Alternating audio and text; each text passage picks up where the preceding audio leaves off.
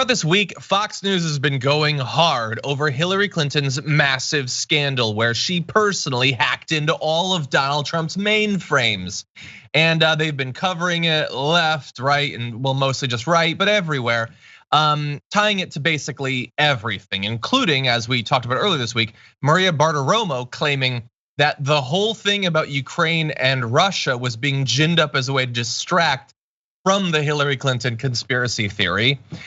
Donald Trump got involved, putting out one of his statements that said, "Can you imagine that? What would be the biggest story of our time, bigger than Watergate, is getting absolutely no mention, zero in the New York Times, Washington Post, ABC fake news, NBC fake news, CBS fake news." Dude, get a new joke.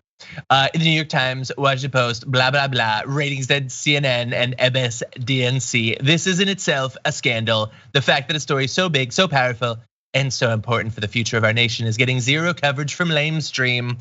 It's a huge story, and they were rightfully angry that the media wasn't covering it. People were paying attention though. In fact, a Rasmussen poll apparently showed that 65% of voters say that Special Counsel John Durham's allegations that the Clinton campaign spied on Donald Trump are a worse scandal than Watergate, and those involved should be prosecuted. So people get it, even if the lamestream doesn't. This is an important story that demonstrates Hillary Clinton's illegal acts. You know who doesn't agree though? John Durham, who put out the report.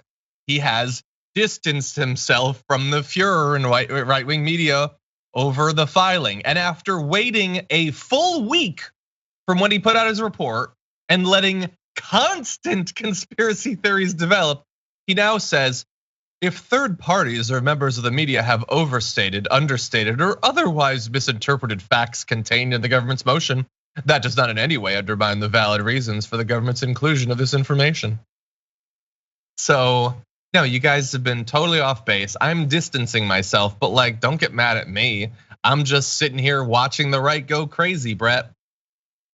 Listen, John Durham's hair has distanced itself from everywhere but his chin. He has a fabulous beard. Yeah, I love it. It's like it was every other bit of hair was so sad it was missing out on the beard situation that it abandoned its post and scurried down to his chin. I have no idea what other than what the image summons, as though he like fell through a hole at the Battle of Gettysburg and ended up in 2022. But I'll say this. If it is the case that a smaller shoe on an M&M can be 3 days worth of news for the right wing, so too can an investigation on which was a news dump on a Friday. These new things they're talking about are just news dumps from the Friday before the Super Bowl. They're gonna get years out of this because of course they will. Because and both sides have something similar where it's just like this weird, like, I need there to be some kind of consequences for this person I hate. It's Donald Trump and subpoenas and them going up there and lock her up. And the more that they keep with the lock her up rhetoric on the right, the more I'm just like, let's put Trump in jail. I gotta have something like that. The difference and to be fair, let's put Clinton in jail too, just to be fair, to even it out. Yeah, I don't care. Fine. No, and I'm fine with like an investigation to continue, but like Rasmussen polls are not the most unbiased polls on the planet. No, and that's a Fox person who put that out. And by the way, is that person now like saying, "Oh, oops, I got out in front of myself"? John Durham says that we've totally misinterpreted this. And oh, by the way, if we had bothered to actually look at the information, which again, as Brett said, was dumped on a Friday. So if you're wondering why the media didn't talk about it, that's why. By the way, as soon as the week came back, they did talk about it. Also, none of the information was new. It had all been reported months earlier. The only thing that was new was the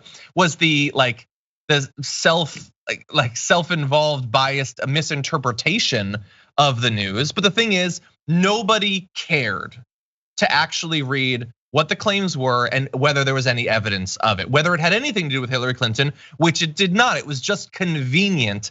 And so they created a news cycle out of it. And look, maybe we should expect that like Tucker Carlson and Sean Hannity and Laura Ingraham and Janine Pirro and all that aren't gonna do any better. But you also had people like Tulsi Gabbard and Glenn Greenwald jumping to comment on this. They were so interested, just not interested enough to actually read any of the information that had been revealed in the filing. And so I am sure that they'll be very apologetic about their enthusiastic mistakes now, definitely. But no, there wasn't anything here. It was obvious from the very beginning, but they need something to talk about. And I guess you can't make a whole week of news just about the Canadian truckers. I think you need something else. And there's nothing happening with Skittles or whatever. So this was it, Brett. And by the way, Taste the Rainbow, the LGBTQ community has taken over Big Candy. Clearly. I will say the breakdown of the Rasmussen poll is 50% say it's very important, so that's Republicans. 18% say it's somewhat important, and it's not whether you think it's true or not. It's essentially basically like it tells you like somebody spied on someone. Is that important? And they say somewhat. Even though that's not what the story actually showed. But Rasmussen doesn't care. They're there to provide the sorts of polls that Trump would be excited about. That's pretty much it.